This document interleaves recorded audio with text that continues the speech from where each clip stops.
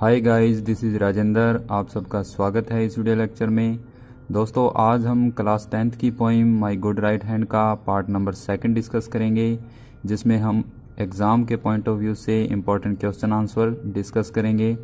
और अगर आपने इसका पार्ट 1 नहीं देखा तो इस वीडियो के डिस्क्रिप्शन में उसका लिंक दिया हुआ है, जहां से जाकर के आप डायरेक्ट पार्ट नंबर 1 को देख सकते हैं। तो चलिए इस वीडियो को शुरू करते हैं। सबसे पहला क्वेश्चन है, why did the poet fall into grief. जो कवि था वो दुख से क्यों घिर गया, यानी वो दुख में क्यों पड़ गया। इसका आंसर है, the poet fell into grief because he lost faith in hard labour and dependent too much on his friends and acquaintances for help. जो कवि था वो दुख से इसलिए घिर गया, यानी क्योंकि ही lost faith in hard labour, क्योंकि उसने अपनी मेहनत, हार्ड लेबर का मतलब अपनी मेहनत पर विश्वास करना छोड़ दिया था। अपनी मेहनत पर, फेथ का मतलब विश्वास करना, लॉस्ट का मतलब खो दिया या छोड़ दिया, हार्ड लेबर का मतलब मेहनत पर। And dependent too much on his friends, और बहुत ज़्यादा निर्भर हो गया, डिपेंड हो गया किस पर, अपने मित्रों पे। एंड एक्वांटेंसेस, और अपने जान पहचान वाले लोगों पे, यानी परिचित लोगों पे। आप एक्वांटेंसेस की जगह नॉन पर्सन भी लिख सकते हैं, यानी जो जान पहचान के व्यक्ति हैं उन पे बहुत ज़्यादा वो डिपेंड हो गया, अपने फ्रेंड्स पे, अपने एक्वांटेंसेस पे। फॉर हेल्प, सहायता के लिए। उसको ऐसा लगता था कि उसके जो फ्रेंड्स हैं या उसके एक्वांटेंसेस जो लोग हैं वो उसकी बुरे वक्त में सहायता करेंगे। But they did not help him, लेकिन किसी ने भी उसकी सहायता नहीं की। And he was in great trouble, इसलिए वो दुख से घिर गया, यानी वो एक बड़े दुख में पड़ गया, क्योंकि किसी ने भी उसकी सहायता नहीं की। क्योंकि उसको लगता था कि उसके फ्रेंड्स और उसके जो नॉन पर्सन है वो उसकी दुख में सहायता करेंगे, लेकिन किसी ने सहायता नहीं की, इसलिए वो दुख से घिर गया। नेक्स्ट क्वेश्चन है, why did the poets search for a friend prove to be fruitless.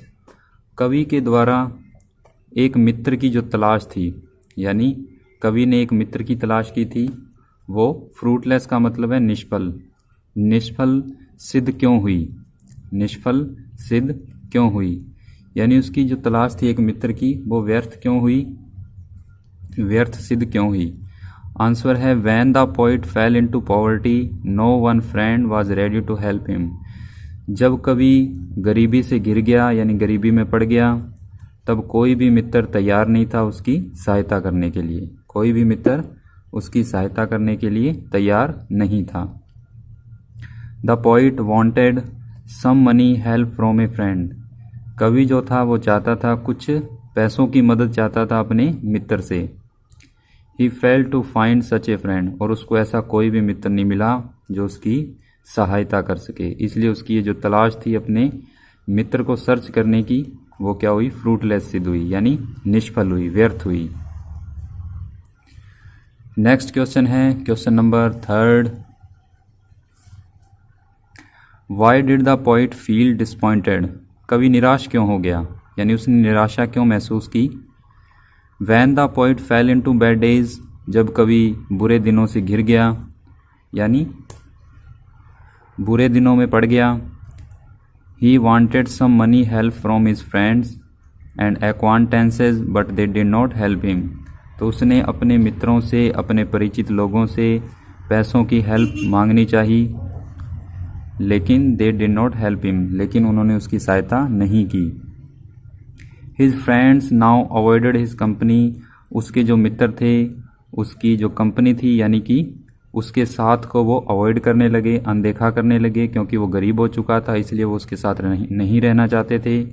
His acquaintances became indifferent to his condition, और जो उसके जान पहचान के लोग थे वो भी क्या हो गए, इनडिफरेंट का मतलब है अलग हो गए, उससे, उसकी स्थिति से बिल्कुल भिन्न हो गए, यानी वो उसके प्रति उदासीन हो गए, यानी वो उसके साथ नहीं कोई भी व्यवहार करना चाहते थे, उसके प्रति वो रूखा व्यवहार करने लगे, यानी सभी के सभी उससे दूर होने लगे, क्योंकि वो बुरे दिनों से घिर गया था। Then the poet felt disappointed, तब कवि ने क्या महसूस किया, अपने आप को निराश महसूस किया। यानी जब किसी ने भी उसकी सहायता नहीं की तो वो निराश हो गया, यानी उसने अपने आप को निराशा से घिरा हुआ पाया। नेक्स्ट क्वेश्चन है 4 number, how did the poet overcome his sadness, कवि ने किस प्रकार से, ओवरकम का मतलब काबू पाना या विजय पाना, सैडनेस अपनी उदासी पे, यानी कि जब वो निराश हो गया, उदास हो गया तो उसने उस पर किस प्रकार से काबू पाया। Answer, the poet was sad, जब कवि उदास हो गया, when no friend or acquaintances for of his helped him, जब किसी ने भी, चाहे उसका मित्र हो चाहे उसके परिचित लोग हो, उसकी सहायता नहीं की, तब वो उदास हो गया था। देन तब the poet realised that he had a trusted friend to help him and lift him above his sorrow and pain, तब कवि ने महसूस किया कि उसका एक बहुत ही विश्वास पात्र मित्र है जो उसकी सहायता करेगा, उसे दुखों से और दर्दों से उठाएगा, यानी कि उसके पास अभी भी एक ऐसा मित्र है जो उसके इस बुरे वक्त में सहायता करेगा, जो उसको दुख और दर्द से ऊपर उठाएगा। वो कौन सा मित्र है? It was his good right hand, वह उसका अच्छा दाहिना हाथ है, यानी कि वो उसकी अच्छी अपनी खुद की मेहनत है। His faith in God and hard labour was revived, उसका भगवान के प्रति विश्वास और उसकी मेहनत दोबारा से जागृत हो गए जब उसने ये कहा कि उसके पास एक अच्छा दोस्त है, यानी कि उसके पास एक विश्वास पात्र मित्र है जो उसकी इस बुरे वक्त में सहायता करेगा। तो उसका जो खोया हुआ यानी विश्वास था वो पुनः जागृत हो गया अपनी मेहनत के प्रति।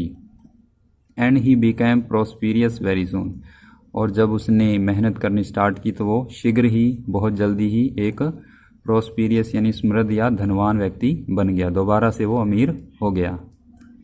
नेक्स्ट क्वेश्चन है 5 number, why does the poet not need the friends any more, जब वो धनवान हो गया तो अब कवि को अपने किसी भी मित्र की ज़रूरत नहीं है, क्यों?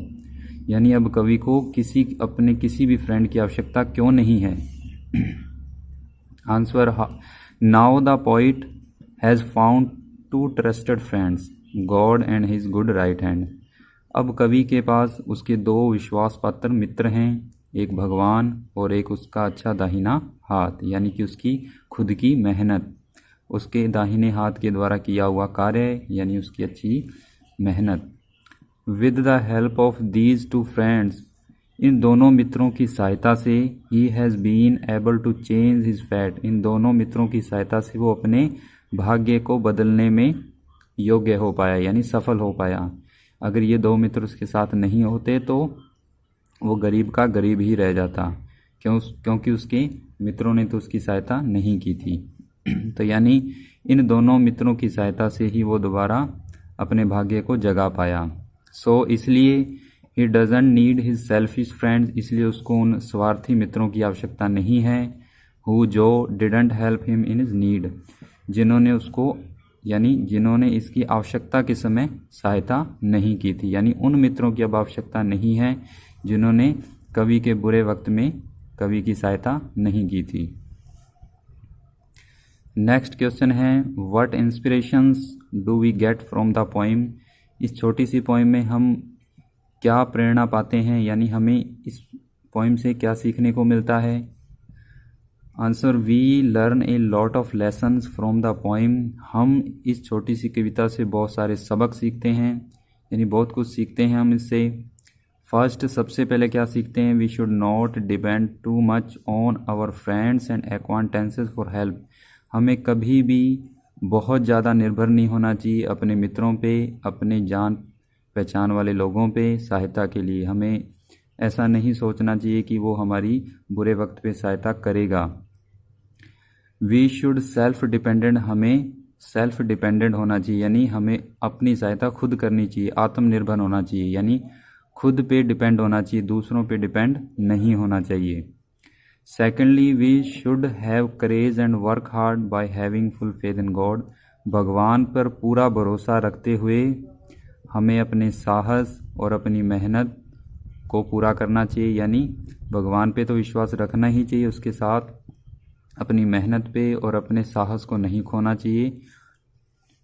God helps those who help themselves, भगवान जो हैं हमेशा उनकी मदद करते हैं जो खुद की मदद करते हैं, यानी जो सेल्फ डिपेंडेंट हैं, जो अपनी मदद खुद करते हैं, भगवान हमेशा उन्हीं के साथ रहते हैं। जो दूसरों पे डिपेंड रहते हैं भगवान उनकी सहायता नहीं करते। Finally we should help our friends in their need, और अंत में यही है कि हमें जब ऐसी परिस्थिति हो तो हमें अपने मित्रों की सहायता करनी चाहिए, यानी आवश्यकता के समय ही असली मित्र का पता लगता है। और आवश्यकता के समय अगर कोई मित्र आपकी सहायता नहीं करता तो इसका मतलब वो सिर्फ दिखावे का ही मित्र है। तो इसलिए इस छोटी सी पोइम से हमें ये शिक्षा मिलती है कि हमें सेल्फ डिपेंडेंट होना चाहिए, यानी कभी भी हमें ज़रूरत ना पड़े दूसरों से मदद लेने की, इसलिए अपनी मदद खुद करनी चाहिए, अपनी मेहनत पर विश्वास होना चाहिए। और बस इस छोटी सी पोइम में हमें यही शिक्षा मिलती है। तो आई होप ये वीडियो लेक्चर आपको अच्छा लगा तो इस वीडियो को लाइक करें और अपने जितने भी मित्र हैं उनसे शेयर भी करें, व्हाट्सएप ग्रुप में, फेसबुक ग्रुप में, और कमेंट सेक्शन में हमें ज़रूर बताएं कि ये वीडियो लेक्चर आपको कैसा लगा। तो इसी उम्मीद के साथ thank you for watching this video guys, see you the next video lecture, take care and good bye.